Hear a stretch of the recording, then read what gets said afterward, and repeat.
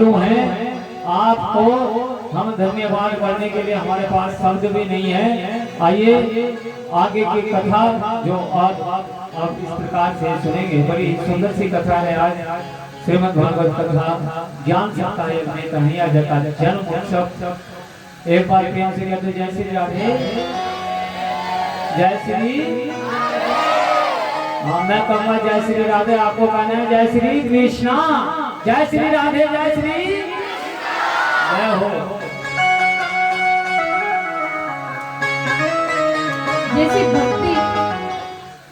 जैसी भक्ति हम सभी करते हैं, जैसे प्रहलाद जी ने की, उन्हें मारने का इतना षड्यंत्र किया पर प्रहलाद जी का बाल भी बांका नहीं कर सका। थक हार कर हिरण्यकशिपु ने पुनः उन्हें आश्रम पर भेज दिया। जैसे ही आश्रम पर गए तो आश्रम के जितने मित्र जितने सखा थे सब प्रहलाद जी को घेर कर बैठ गए और उससे कहने लगे, प्रहलाद अरे तू इतना उद्दंड क्यों हो गया? अरे तू तो बड़ा सीधा सरल था, तू क्यों अपने पिताजी की बात नहीं मान जाता? क्यों भजन करने को रुक नहीं जाता? तेरे पिताजी कहते हैं नारायण का नाम मत ले, तो तू क्यों लेता है? और देख तुझे इतना कष्ट देते हैं तो पीड़ा हमें होती है, दर्द हमें होता है, तो छोड़। अरे बाद में भगवान का नाम ले लेना, बुढ़ापे में ले लेना। प्रहलाद जी कहते हैं आपकी इतनी चिंता देखकर मुझे बड़ी प्रसन्नता हुई कि आप मेरे बारे में इतना सोचते हैं, इतना विचार करते हैं, इतना मेरे बारे में विचार करते हैं। पर जब अगर बुढ़ापे में भजन करने जाऊंगा तो मैं अभी क्या करूंगा? और जब तक जीव बचपन से जब हम बोलने लगे, जब हम चलने लगे तो भगवान का नाम ले, भगवान का नाम बोले। व्यक्ति जब तक बचपन से भगवान का नाम नहीं लेता तो बुढ़ापे में आकर ये कंठ काष्ठ के समान हो जाता है, लकड़ी के समान हो जाता है। इसीलिए प्रयास करें कि जितना हो सके मुख से गोविंद का नाम ले, इस जिव्या को ऐसा रटन लगाए कि जिव्या जब भी बोले तो केवल गोविंद का नाम बोले। क्योंकि ये क्षण भंगुर जीवन की कलिका, कल होत प्रभात खिली ना खिली, रट ले हरि नाम हरि ओ रसना, फिर अंत समय ये हिली ना हिली। ये क्षण भर का जीवन है, इस जीवन में हमें भगवान का नाम लेना है, क्योंकि ये कंठ का, ये जिव्या का पता नहीं कि अंत समय में ये नाम लेगी नहीं। प्रहलाद जी ने कहा ये नाम तो मुझे अभी से लेना है और मेरे ऊपर भक्ति रंग इस प्रकार चढ़ गया है कि अब मुझे किसी और की चिंता सता ही नहीं सकती, मुझे किसी और की चिंता सता ही नहीं सकती। अरे मेरे मन में तो नारायण ने घर कर लिया है, नारायण बैठ गए हैं। सारे बालकों ने समझाया पर भगवान प्रहलाद मानने वाले नहीं। सारे मित्र कहते हैं अरे छोड़ तेरी ये राजपाट की बातें, चल कुछ खेलते हैं। प्रहलाद जी महाराज कहते हैं खेलेंगे तो सही, पर हमारा खेल जो हमें प्रिय है। बोले अच्छा तेरा ऐसा कौन सा खेल है? तो प्रहलाद जी ने किसी के हाथ में ढोल दे दिया, किसी के हाथ में मजीरा दे दिया, किसी के हाथ में थाली दे दी, चम्मच दे दिया और कहते हैं मेरे साथ जो मैं करता हूँ वो तुम भी करो। सारे के सारे शिष्य कहते हैं तू पागल तो नहीं हो गया?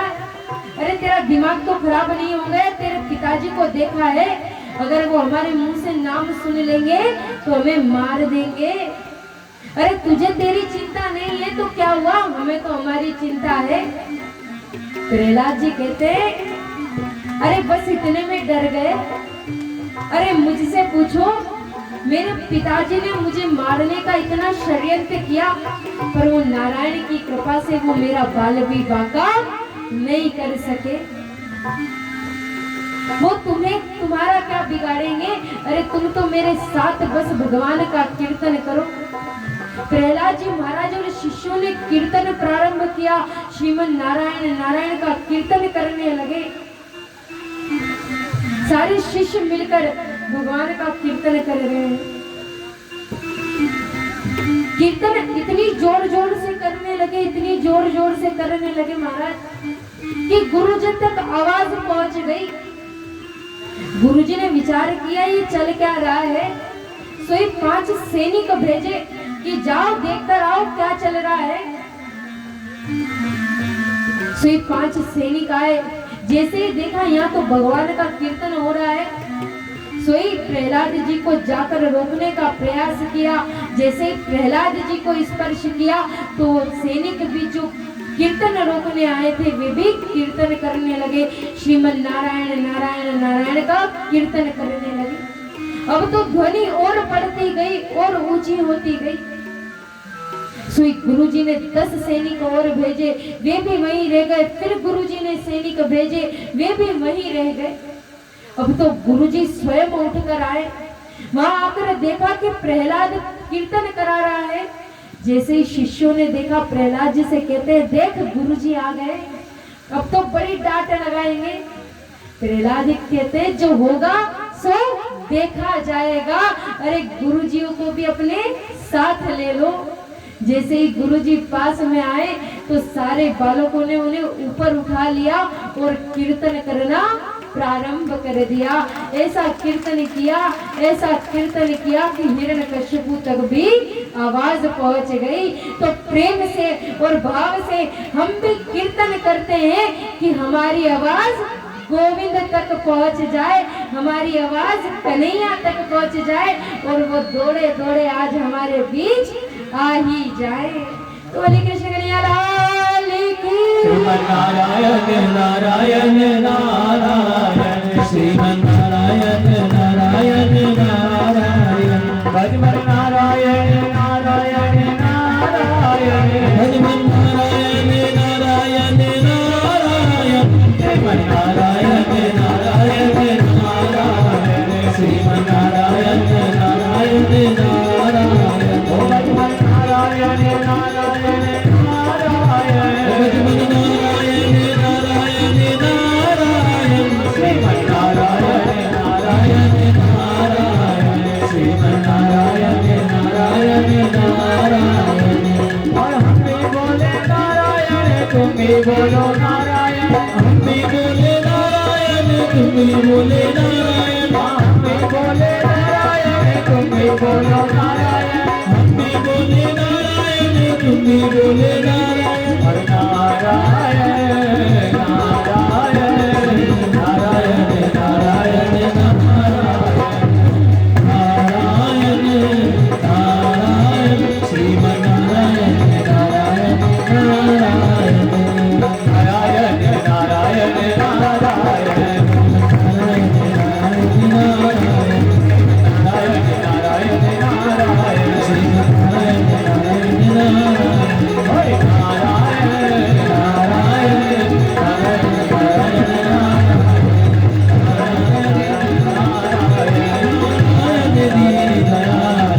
जगदीश हरे भगत के निज धाम जय जगदीश हरे नारायण नारायण नारायण नारायण नारायण नारायण नारायण भजन नारायण नारायण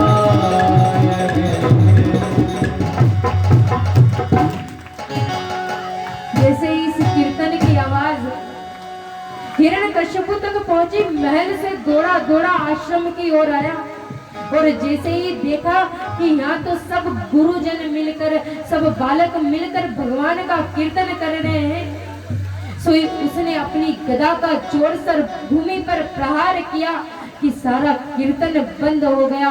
सारे बालक डरने लगे, सारे गुरुजन डरने लगे। प्रहलाद को बोलने लगे अरे देख तेरे पिताजी आ गए, अब तो देख हमारी बुरी हालत हो जाएगी। प्रहलाद जी कहते चिंता मत करो, अरे बचाने वाला वो नारायण है, वो हमें जरूर बचाएगा।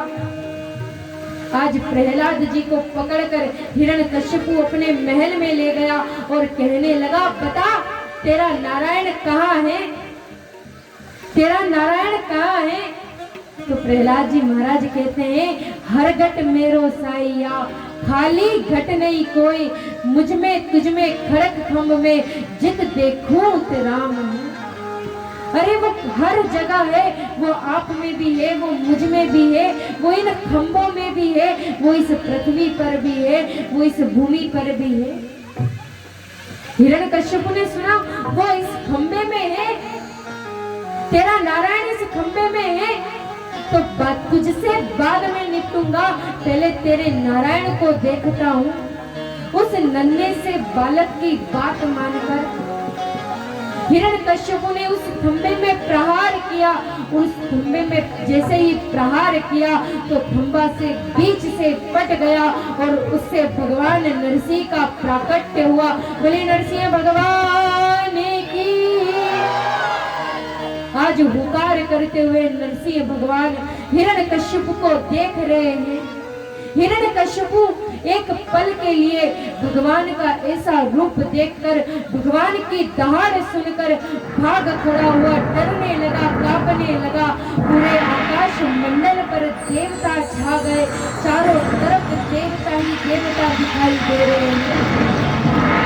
आज भगवान नरसिंह ने इतनी तेज गर्जना की, इतनी तेज गर्जना की कि हिरण्यकश्यप का पूरा महल कांप उठा, थर-थर घबरा उठा।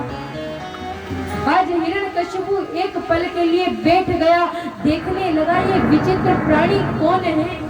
अरे ये कौन है, ये तो मुझे कोई जीव दिखाई देता है। मैंने तो नारायण समझकर इस खंभे को मारा था। आज नरसिंह भगवान और हिरण्यकश्यप में युद्ध प्रारंभ हुआ। लड़ते लड़ते भगवान विचार करने लगे कि इसकी मृत्यु अभी निश्चित नहीं है। इसलिए ब्रह्मा जी से वरदान मांगा है कि गोधूली बेला में, ये दिन में मरे ना रात में मरे। इसीलिए भगवान ने गोधूली बेला का समय चुना इसे मारने के लिए। आज नरसिंह भगवान युद्ध करते करते उस गोधूली बेला के समय पहुंच गए। हिरण्यकश्यप को अपनी गोद में बिठा लिया और दरवाजे के बीचों बीच बैठ गए। हिरण्यकश्यप को कहते हैं, देख मैं कौन हूँ। हिरण्यकश्यप पूछता है, तुम हो कौन। मैंने तो नारायण समझकर खंभे में मारा था। भगवान कहते हैं, मैं नारायण ही हूँ। अरे आज तेरी मृत्यु बनकर मैं तेरे सामने आया हूँ। जैसे ही हिरण्यकश्यप ने सुना कि ये नारायण है तो तुरंत भगवान की गोदी से उठकर भागने लगा तलवार उठाने के लिए। तभी भगवान ने उसे कस के पकड़कर अपनी गोद में बिठा लिया और उससे कहने लगे कि अब देख तेरी मृत्यु निश्चित है, तेरी मृत्यु पास में है। आज भगवान हिरण्यकश्यप को अपनी गोद में लेकर दरवाजे के बीचों बीच बैठे हैं। आज हिरण्यकश्यप कहता, तुम मुझे मार नहीं सकते। मैंने भगवान से वरदान लिया है, ब्रह्मा से वरदान लिए हैं कि कोई मुझे दिन में या रात में नहीं मार सकता। भगवान कहते हैं, ये देख ये गोधूली बेला है, इसे ना तो तू दिन कह सकता है ना तो तू इसे रात कह सकता है। ये सायंकाल है जब गौ माता वन को जाती है और घर को लौटती है, उस समय का समय है, इसीलिए इसे गोधूली बेला कहा जाता है। हिरण्यकश्यप कहता, फिर भी तुम मुझे नहीं मार सकते। मैंने ब्रह्मा से वरदान लिया है कि मैं अस्त्र से मरूं ना शस्त्र से मरूं। नरसिंह भगवान अपने नाखून दिखाते हुए कहते हैं, बता कि ये कौन से अस्त्र है, कौन से शस्त्र है। हिरण्यकश्यप कहता, मैं फिर भी नहीं मर सकता। मैंने ब्रह्मा से वरदान लिया था, मैं ऊपर मरूं ना नीचे मरूं। तो भगवान कहते हैं, देख तू कहाँ है, मेरी गोद में है, ना तो तू ऊपर है ना तो तू नीचे है। हिरण्यकश्यपु फिर कहता है कि मैं नहीं मर सकता, मैंने भगवान से वचन लिया है, ब्रह्मा से वचन लिया है कि मैं अंदर मरूं ना बाहर मरूं। श्री भगवान कहते हैं देख तू कहाँ है, ना तो तू अंदर है ना तो तू बाहर है, तू तो बीचों बीच बैठा है। हिरण्यकश्यपु कहता मैं फिर भी नहीं मरूं, मैंने ब्रह्मा से वरदान लिया है कि मैं जीव से मरूं ना मानव से मरूं, इस संसार में मुझे कोई मार नहीं सकता। भगवान उसके सारे वचनों को पूरा करते हुए कहते हैं देख मुझे, मैं मानव हूं या जीव हूं। आज हिरण्यकश्यपु उन्हें देखकर अचंभे में पड़ जाता, आश्चर्यचकित हो जाता है कि ना तो ये जीव है ना तो ये मानव है। तब हिरण्यकश्यपु कहता है मैं फिर भी नहीं मरूं, मैंने ब्रह्मा से वरदान लिया है कि उनकी बनाई हुई सृष्टि में मैं किसी से ना मरूं। तब भगवान नरसिंह कहते हैं वो ब्रह्मा हमें नहीं बनाते, हम ब्रह्मा को बनाते हैं। अरे वो ब्रह्मा हमें क्या बनाएंगे? हिरण्यकश्यपु कहता है मैंने ब्रह्मा जी से वरदान मांगा है कि आपके बनाए हुए इन 12 महीने में मैं ना मरूं। भगवान कहते हैं देख ये 13वां महीना मैं तेरे लिए लेकर आया हूँ, ये 8वां दिन मैं तेरे लिए लेकर आया हूँ। जैसे ही भगवान ने उसके सारे वचन पूर्ण किए, उसे अपनी गोद में बिठाया और हुकार करते हुए उसके पेट को चीर दिया और उसकी आंतड़ियों को अपने गले में धारण कर लिया। हुकार ध्वनि लगाई, सारे देवता थर थर कांपने लगे। आज भगवान नरसिंह ने हिरण्यकश्यपु का भी उद्धार कर दिया। बोले नारायण भगवान की, बोले नरसिंह भगवान। आज भगवान ने उनका भी उद्धार कर दिया। प्रहलाद जी ने बड़ी सुंदर स्तुति की और उन्हें प्रणाम कर कर भगवान अंतर ध्यान हो गए। इन्हीं कथाओं में, इन्हीं अष्टम मनवंतरों में भगवान की अनेक लीलाएं आती है। इन्हीं मनवंतरों में मत्स्य रूप लेकर जब पृथ्वी रसातल में जा रही थी, पृथ्वी के ऊपर पाप बढ़ गया था, तब मत्स्य रूप लेकर भगवान ने पृथ्वी की स्थापना की थी। इन्हीं अष्टम मनवंतर में भगवान ने गज की रक्षा की थी ग्राह से। जब गजराज, आप लोग जो चर्चा कर रहे हैं, जो आपकी बात है, कुछ क्षण के लिए रोक दीजिए। ऐसे ही चर्चा करते रहोगे तो कथा सुनने का आनंद नहीं आएगा।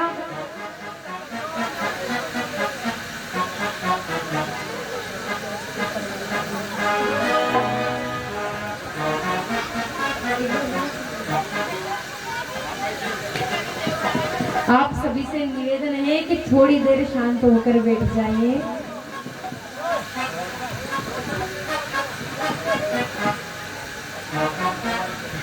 गज ग्राह की रक्षा की है। जब गजराज जल में, सरोवर में जलपान करने गया तो ग्राह ने पैर पकड़ लिया और पैर पकड़कर उसे अपने जल में, उसे सरोवर में खींचने लगा। तब पूरा संसार, जो उसकी पत्नी थी, उसके बच्चे थे, सारे उसे छोड़कर जाने लगे। गजराज रुदन करते हुए कहता है सुख के साथी, आराम के साथी क्या क्या थे, जब वक्त पड़ा तब कोई नहीं, सब दोस्त है अपने मतलब के, दुनिया में किसी का कोई नहीं। आराम था मेरे पास, इतना वैभव, इतना ऐश्वर्य था, तब सब लोग मुझे आकर पूछते थे। और आज जब मुझे कष्ट हुआ, जब मुझे ग्राह ने पकड़ लिया, तो मेरा परिवार भी मेरा साथ छोड़कर चला गया। तब उस गजराज ने चारों तरफ से अपनी बुद्धि को हटाकर गोविंद के चरणों में लगाया, उस भगवान का ध्यान किया। जैसे ही भगवान का ध्यान किया तो भगवान गरुड़ पर आरूढ़ होकर तुरंत उसकी रक्षा करने चले आए। और उसकी रक्षा की, सुदर्शन चक्र को आदेश दिया और ग्राह का सिर काट दिया। भगवान इसी तरह हमारे मनोरथ को पूर्ण करते हैं। इन्हीं अष्टम मनवंतर में भगवान ने समुद्र मंथन कराया है।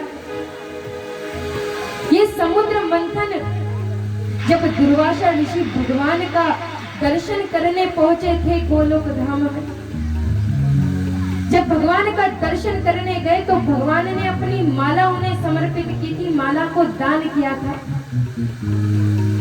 तब भगवान ने प्रसन्न होकर उन्हें माला दी थी। वही माला जब दुर्वासा ऋषि आ रहे थे तब इंद्र को दी थी। इंद्र पूरी सभा के साथ, सारे देवताओं के साथ आ रहे थे। इंद्र ने दुर्वासा ऋषि को प्रणाम किया था। सोई दुर्वासा ऋषि ने प्रसन्न होकर इंद्र को वो माला अर्पण कर दी थी, पर इंद्र ने उस प्रसाद का महत्व नहीं समझा, उस प्रसाद को जाना नहीं और उसे हाथी के पैर में रखवा दिया, जिससे दुर्वासा ऋषि का क्रोध बढ़ गया और दुर्वासा ऋषि ने उन्हें श्रीहीन, संपत्तिहीन होने का श्राप दे दिया। जब श्राप दिया तो सारा बल, सारा ऐश्वर्य, सारा वैभव समुद्र में चला गया। सारे देवता जब रोते रोते भगवान के पास पहुंचे तब भगवान ने उन्हें बताया कि तुम्हारा जो सारा बल है, सारा ऐश्वर्य है, सारा धन है, जो सारी सत्ता है वो समुद्र में चली गई है। अब तुम्हें समुद्र मंथन करना पड़ेगा, तब जाकर तुम्हें ये अमृत प्राप्त होगा। आज भगवान की आज्ञा पाकर और अपने भाई दैत्यों से संधि कर कर, उनसे सहयोग प्राप्त कर कर समुद्र मंथन करने पहुंचे। समुद्र मंथन करने पहुंचे, वासुकी नाग के पास गए जो रस्सी का काम करता है। वासुकी नाग ने समुद्र मंथन में रस्सी का काम किया और जैसे ही समुद्र मंथन करना प्रारंभ किया तो जो पर्वत है वो समुद्र में गिरने लगा। तब सारे देवता चिंता में आ गए, उन्हें कष्ट हुआ। तब भगवान ने कच्छप रूप लेकर पृथ्वी को अपने, उस पर्वत को अपने पीठ पर धारण किया और समुद्र मंथन प्रारंभ कराया। जैसे ही समुद्र मंथन प्रारंभ हुआ तो सारे देवता समुद्र मंथन करने लगे, सारे दैत्य समुद्र मंथन करने लगे। जैसे ही समुद्र मंथन प्रारंभ हुआ तो मंथन में सर्वप्रथम विष निकला, जो विष मेरे भोले बाबा ने पान किया, जिनका एक नाम नीलकंठ पड़ गया। बोले नीलकंठ भगवान की, उनका एक नाम नीलकंठ पड़ गया। पुनः समुद्र मंथन किया तो कामधेनु गाय निकली जो संतों को प्रदान की। चंद्रमा निकले जो पुनः भोले बाबा के मस्तिष्क पर स्थापित कर दिया। इसी प्रकार उच्च श्रवा घोड़ा निकला तो बलि को प्रदान कर दिया। ऐरावत हाथी निकला तो भगवान ने इंद्र को प्रदान कर दिया। जो कौस्तुभ मणि निकली भगवान ने उसे अपने कंठ में धारण कर लिया। अब जैसे ही समुद्र मंथन हुआ, भगवान स्वयं धनवंतरी रूप लेकर उस अमृत के कलश को लेकर सामने प्रकट हो गए, साक्षात रूप में प्रकट हो गए। जैसे ही अमृत को देखा तो दैत्यों में होड़ लग गई कि महाराज इसी के लिए तो हम बैठे थे। सोई सारे दैत्य उस अमृत को लेकर भाग गए। तभी भगवान ने मोहिनी रूप लेकर उस अमृत का पान देवताओं को कराया। पर जब देवताओं को अमृत का पान कराया, सारे देवताओं को मार दिया, सारे दैत्यों को मार दिया। तब बलि ने संतों की प्रार्थना प्रारंभ की, संतों की सेवा प्रारंभ की और संतों के प्रताप से उनको इतना तेजोमयी रथ मिला कि उन्होंने जैसे ही उस पर बैठे वैसे ही सारे देवताओं को हष्ट नष्ट कर दिया, उनका राज्य छीन लिया। सारे देवताओं को अपने राज्य से, इंद्र को इंद्र सिंहासन से भगा दिया। यही चिंता अदिति माता को हुई कि बच्चे मेरे पुत्र शांत हो बैठ जाओ।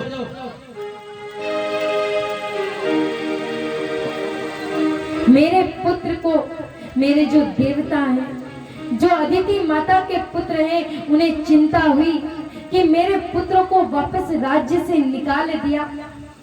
जब कश्यप जी महाराज ने आकर अदिति माता से कहा, तुम चिंता क्यों करती हो? अरे ऐसे चिंता करने से कुछ नहीं होगा। अरे तुम्हें एक व्रत करना चाहिए, जिस व्रत करने से तुम्हारे घर तुम्हारी मनचाही सुंदर सी संतान प्राप्त होगी। ये व्रत शुक्ल पक्ष की प्रतिपदा से लेकर द्वादशी पर्यंत तक किया जाता है। 12 दिनों का ये व्रत होता है। इसमें दूध का आहार लिया जाता है और व्रत रखा जाता है। इससे भगवान नारायण प्रसन्न हो जाते हैं और हमारे घर संतान बनकर, हमारे घर पुत्र बनकर आते हैं। आज अदिति माता ने यही व्रत किया और भगवान नारायण ने प्रसन्न होकर अदिति माता को वरदान दिया कि मैया मैं स्वयं तुम्हारे घर पुत्र बनकर आऊंगा। आज अदिति माता के गर्भ से भगवान बटुक बामन भगवान का प्राकट्य हुआ।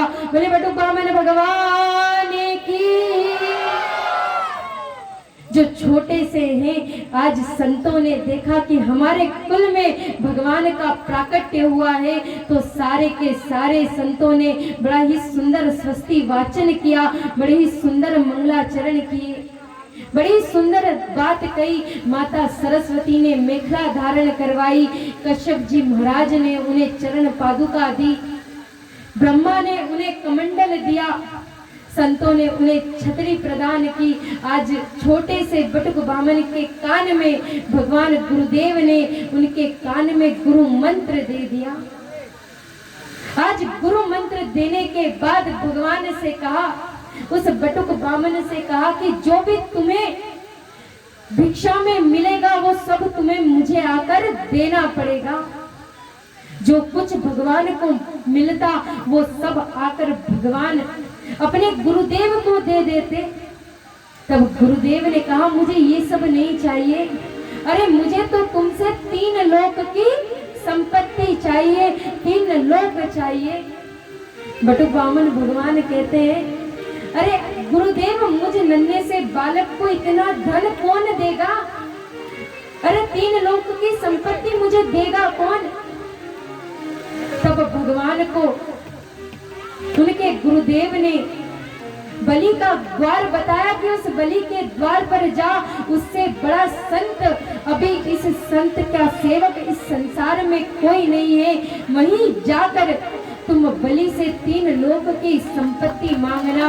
आज बटुक बामन भगवान बलि के द्वार पर जा रहे हैं, बलि के द्वार पर आज भिक्षा लेने भगवान पधार चुके हैं। बलि बटुक बामन भगवान की, कृष्ण कन्हैया लाल की। तीनों खड़ा भगवान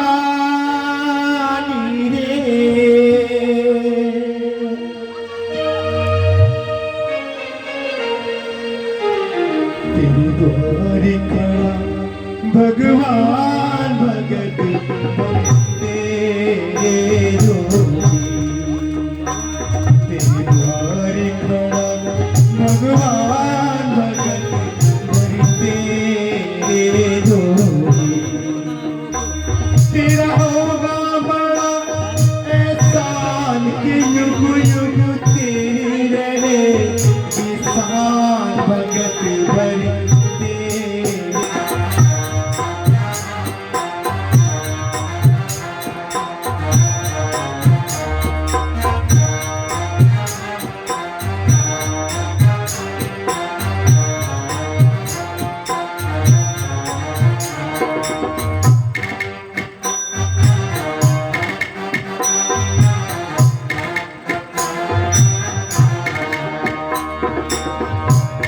लुटा दे सर्व कुछ अपना दिल कहना मेरा। आज लुटा दे रे सर्व मान ले कहना मेरा। पल में सफल हो जाएगा तेरा, जन्म जन्म का फेरा रे, जन्म जन्म का फेरा। मैं आज तेरा मेहमान कर ले रे, मुझसे जरा पहचान भगत बन तेरे डोली। तेरे द्वार खड़ा भगवान भगत बड़ी तेरे डोली, ओ भगत बड़ी तेरे डोली। आइए मावन भगवान वट से छोटे से भगवान राजा बलि के द्वारा 2-3 पल भूमि मांगने के लिए गए। आपको ऐसा लगे कि वापस भगवान ये जो घुमाती आपको दर्शाई जा रही है, वापस भगवान का स्वरूप जैसी दर्शाई जा रही है। आप दर्शन करें वापस भगवान का। आइए बड़ी सुंदर गाई है।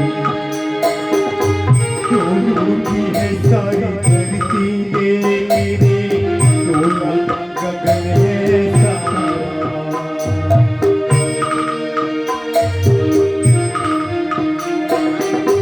डोलू की है सारी धरती मेरे, डोला गगन है सारा। तेरे मांगने जो तिलक करना चाहते हैं बाबा भगवान का वो तिलक कर देंगे। जो भी सारे भगवान का तिलक करना चाहते हैं तेरी भगवान भगत बड़ी तेरे डोली। तेरा होगा बड़ा एहसान कि यूं यूं तेरी रहे, ये शान भगत बड़ी तेरे डोली। तेरी तेरे डोली, भगत बड़ी तेरे डोली। के चरणों में आइए।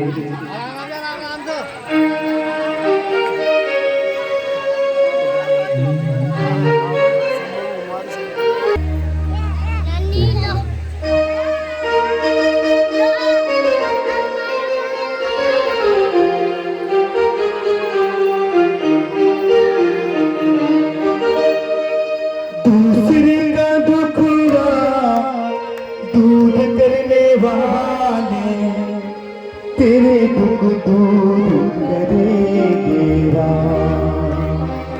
प्रेम से दोनों हाथों से तालियों की सेवा करते हुए भलाई का काम तेरे दुख दूर करेगा।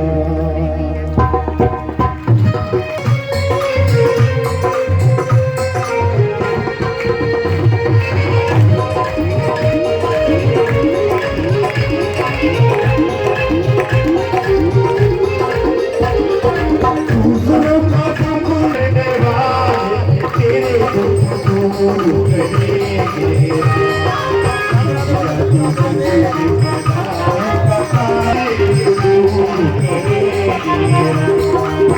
पूजा पूजा भलाई का काम तेरे दुख दूर करेंगे। दूसरों का दुखड़ा दूर करने वाले तेरे दुख दूर करेंगे।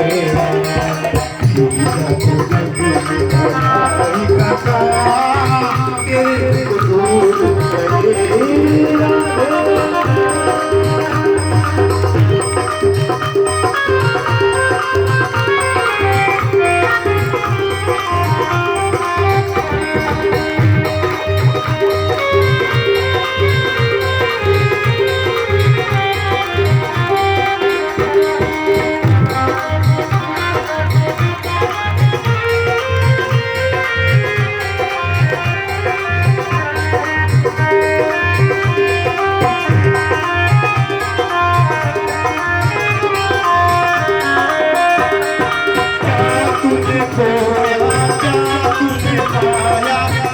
तेरा नाम है ज्ञानी।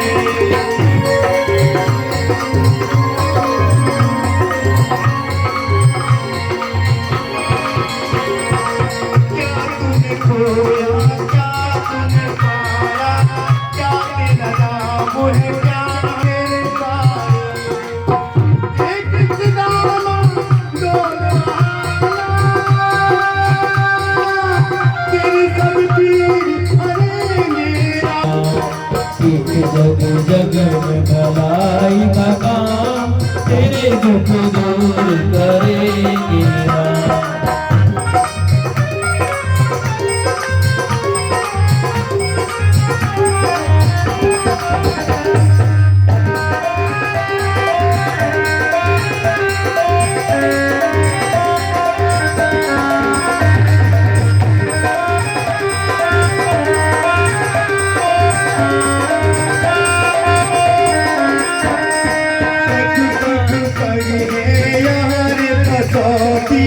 समल समल चलना पानी, पग पर रे यार कसौती समल समल चलना प्राणी।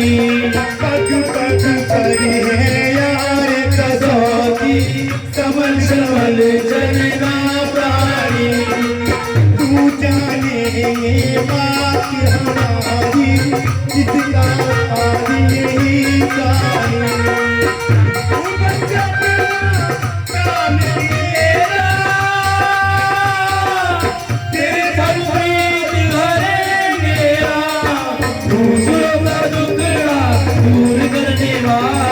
तेरे दुख दूर करेंगे राम। तेरे दुख दूर करेंगे राम। दूर करने वाला है, तेरे दुख दूर करेंगे राम। आस दवा तेरे दुख दूर करेंगे राम। तेरे दुख दूर करेंगे, तेरे दुख दूर करेंगे। बोले कृष्ण कन्हैया लाल की, बटुक ब्राह्मण भगवान की। आज बलि के द्वार पर भगवान भिक्षा लेने आए हैं। सुंदर से बालक छोटे से नन्हे से रूप में आए हैं। आज बलि के द्वार पर पहुंचकर भगवान उनसे जाकर बात करते हैं, चर्चा करते हैं। बलि उनकी इतनी प्रशंसा करता है। ऐसा सुंदर मूर्तिमय रूप देखकर बलि इतना प्रसन्न हो जाता है। बलि कहता है, भगवान घर पर आए हैं, आप जैसे संत मेरे द्वार पर आए हैं, आप कुछ लेने आए होंगे।